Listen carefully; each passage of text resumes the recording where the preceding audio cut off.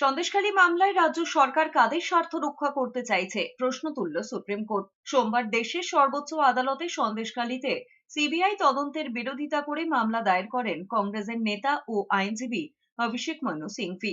আর সেখানেই মামলা দায়েরের পর কিছু তথ্য জমা দেওয়ার জন্য 2 সপ্তাহ সময় চাওয়া হয় রাজ্যের তরফে। আর তখনই প্রশ্ন ওঠে, মামলা দায়ের করে কেন সময় চাইছে রাজ্য সরকার? যে কাগজপত্রের কথা বলা হচ্ছে সেই কাগজপত্র দিয়েই তো মামলা দায়ের করতে পারতো রাজ্য, প্রশ্ন তুলেছেন অতিরিক্ত সলিসিটর জেনারেলের আইনজীবী এস বি রাজু। তাকে সমর্থন জানান সলিসিটর জেনারেল তুষার মেহতা। বিচারপতিরাও জানতে চান, হাইকোর্টে জোর করে জমি নেওয়ার বিষয় সিবিআই তদন্তের নির্দেশ দেওয়া হয়েছে, তাতে রাজ্য সরকার কিভাবে প্রভাবিত হচ্ছে তা তারা বুঝতে পারছেন না।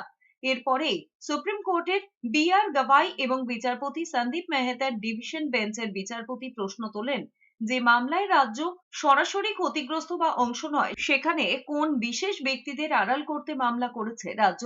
এরপর রাজ্য সরকারের তরফে সন্দেশখালী তদন্তে সিবিআই তদন্ত মামলার 2 সপ্তাহের সময় চাওয়া হলেও সর্বোচ্চ আদালত তার 3 মাস অর্থাৎ জুলাই পর্যন্ত পিছিয়ে দিয়েছে।